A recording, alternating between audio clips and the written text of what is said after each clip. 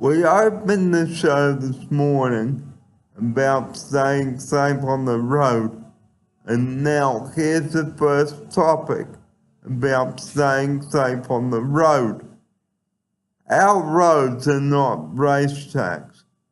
On any road around Australia, whether you are in Victoria, Tasmania, the Northern Territory, Darwin, Sydney, Brisbane, Melbourne, Perth, or Adelaide. Because every year, thousands of people get killed on our roads because they've not been paying attention on the road, falling asleep behind the wheel, having a few too many drinks at the pub, and not thinking about what the dangers are that lay before them. And I'm sure my outsider would agree on this. Yeah, definitely. And I think with sleeping, that's a big thing. That's the number one killer on the road. So don't take sleeping as something that's not as detrimental as drinking or something that's really, really dangerous on the road. So, we know that you like to go away on the road and travel to see your loved ones over Easter and have hot cross buns and chocolate Easter egg and Easter food and join in the Easter festivities. But we're sorry to be bringing this important message up.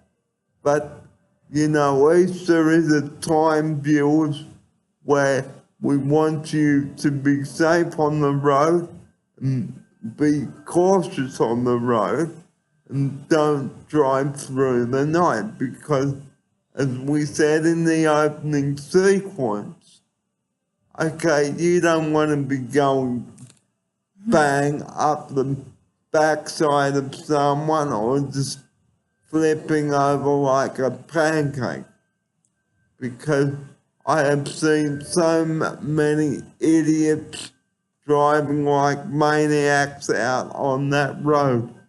It is really dangerous. So if we were you, belt up or suffer the pain, because you don't want to be in a wheelchair like me and be dependent on people, because as we've said on this opening sequence, belt up or suffer the pain.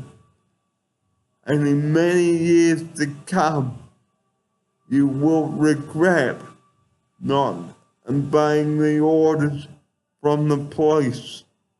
And please, don't drink and drive. And here's my outsider now. Yeah, don't drink and drive. That's very dangerous. Not only are you putting yourself at risk, but you're putting others at risk as well. Because we want you to realize that you only have the one life on the road. You don't live twice.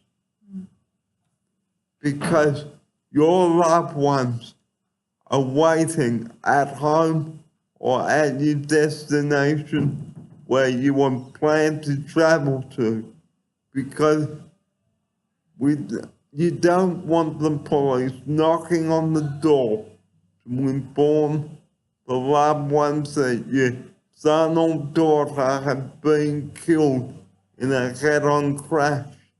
And this is due to being an absolute fool on the road. Because if you drive right through the night, like from midnight to 5 a.m., it's not the safe thing to do. Because if you want to start your trip alive, we've got some tips for you now. And the first of them, have a good night's sleep. Make sure that you are well rested before setting out. 3. Do not drink if you are planning to drive a motor vehicle. No, you cannot do that. Stay on .05 everybody, or get off the road. And if you need to make an emergency call, pull over to the side of the road and make your call there, because holding onto the steering wheel and your mobile phone, everybody, nope. You're just going, ew. And then you might go, bang, or flip over like we just said. Here's my upsider for this. Yeah, and I think to add to that, take breaks, as many breaks as you can, at least 2 hours, every 2 hours, because after that you're going to lose concentration and you might get tired.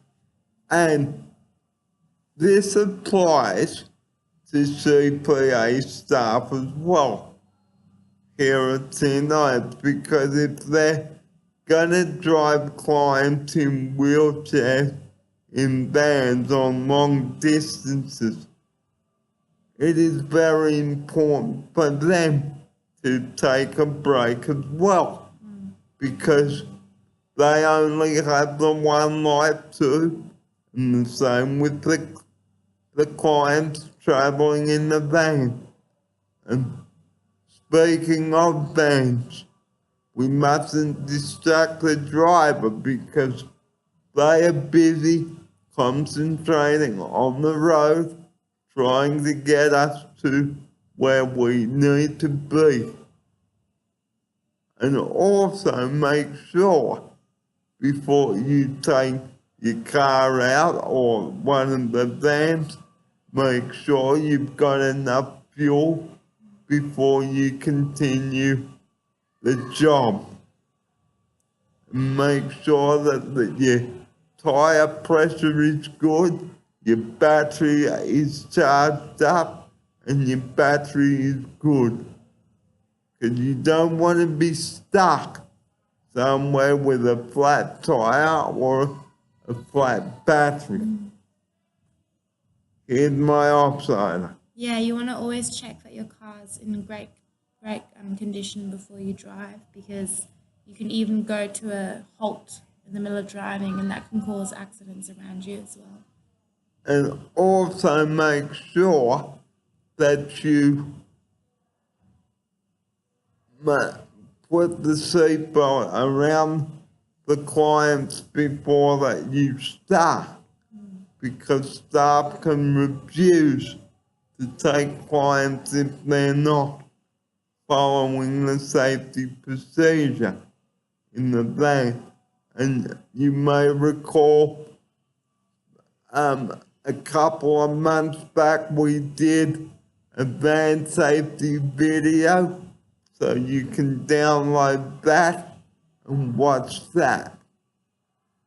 So coming up now on the show, we're going to be talking about how to plan an all-important outing with the clients from here at Teen Times.